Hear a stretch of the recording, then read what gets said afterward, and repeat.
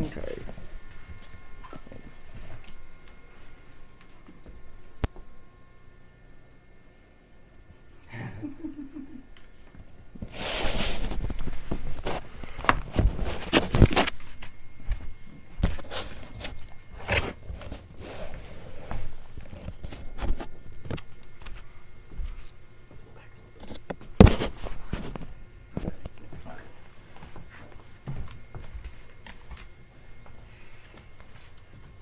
Dr. Sigbert Thrask said, "Many have become chess masters, but no one has become a master of chess." This man was a chess master around the 1800s, and his words still ring true today. Chess is the oldest game ever. It has been around longer than any human has been on this earth. Go to the next slide. Chess has a very interesting history, and playing it is really simple to learn, but complex to master. And it's accessible anywhere. All right, next. Chess started in India, surprisingly. Started in India around the 600 AD. According to the Origins of Proto-Chess by G. Fertelio and A. Sambito, it was known as Shantrij. It spread to Persia and the Middle East over the course of time. In fact, the oldest known chess piece ever found was found in Jordan. Dates back to 680 AD. And then, when the Muslims invaded France through Spain during the Moorish invasions, they brought chess with them, where it exploded with popularity, spreading to every known kingdom. And they even added their own rules. Like the French, they added in the rule of en passé, which is in passing. The oldest piece in Jordan was found and is, you can read an article about it in the Smithsonian News. The rules and pieces are really simple to understand. All you got to do for the rules is you can move one piece one turn, and the object of the game is to make it so the king cannot move without being captured, or your opponent surrenders. USChess.org has official tournament rules for people who play competitively.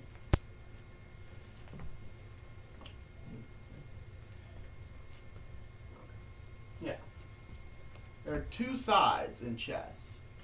They're generally distinguished as black and white. Okay? The pawn is the smallest and considered the most inconsequential piece in chess at all. On its first move, a pawn can move 2 spaces forward. Every subsequent move, it can only move 1. The pawn also has to, in order for a pawn to capture an enemy piece, it can only attack in one direction diagonally forwards. However, the pawn is interesting as it has a power that no other chess piece has. If you make it to your opponent's side of the board in the back row, the pawn can promote into any piece other than the king. This can save a game and allow you to win even if you're behind. Okay? The bishop, each player gets 2 bishops, and they're put next to the king and queen. The bishops can move in any number of spaces diagonally. This is also how they capture enemy pieces. They're a mid-tier piece by the chess organization for competitive play, but they can be really powerful in the right situations. The knights are the only piece that can move over another piece without having to capture it. However, they can only move in an L shape. 3 squares in an L. They have to land on an enemy piece to capture it, but they can jump over any piece in the game.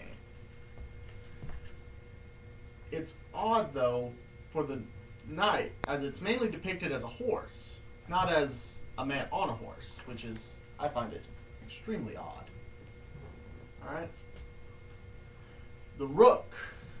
The rook is one of the more powerful pieces in the entire game. It can move any number of squares, but it can only move in vertical and horizontal columns. This makes it versatile in how it can capture pieces. In fact, one of the first major chess practices people do in any chess game, or if they go onto chess.com and do some training, is using 2 rooks to capture an enemy king. The queen is the most powerful piece in the entire game. It has the movement of a bishop and a rook all in one. Even in competitive play, the queen is the most powerful and important piece out of all of them. And she starts directly next to the king. The king is technically the most important piece in the game. If your king is put into danger, you have to immediately find a way to get your king out of danger, or else it's game over. And if you can't, you lose the game outright. The king is similar to the queen in the directions it can move. The king also can move in any number of spaces. However, it can only move 1 square at a time. It's very hamstrung in its offensive capabilities. But the king has an interesting rule where if you clear out the spaces between, move the knight and bishop between the king and the rook, you can do what is called castling, which allows you to move your rook over 2 spaces and your king to the other side of the rook, getting your rook out and advancing on the enemy while keeping your king in a pretty safe spot. And what's good about knowing all these rules if you can't play the game? I mean, so there are many ways to play the game. One of which is you can play with another person face to face. You'll need to get an 8 by 8 grid chessboard or checkerboard if you're into that, and you'll need the pieces. But with these times, it can be hard to get together with someone regularly and play games. That's why being able to play online is so important nowadays. And people have been doing this for hundreds of years already. Back in the 1700s, they used to send postcards detailing their moves to people all across the world in chess games. And according to chess.com, I checked this on the 6th of October. And they had 18,400 people playing chess at like noon. It's amazing how many people play this game and still play it to this day.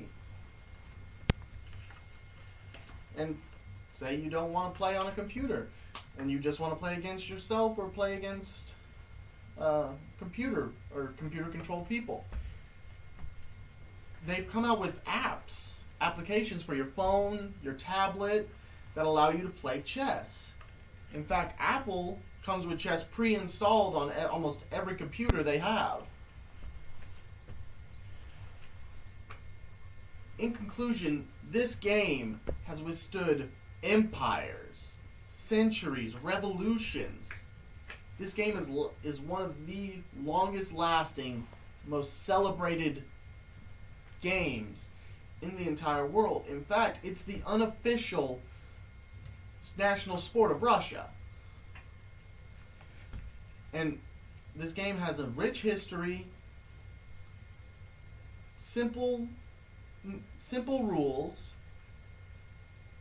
and you can almost play it anywhere at any time. And even chess masters have given great life advice. Like I said at the beginning, Dr. Sigbert Thrask said, "Many have become chess masters, but no one has become a master of chess." The same is true for life. Thank y'all.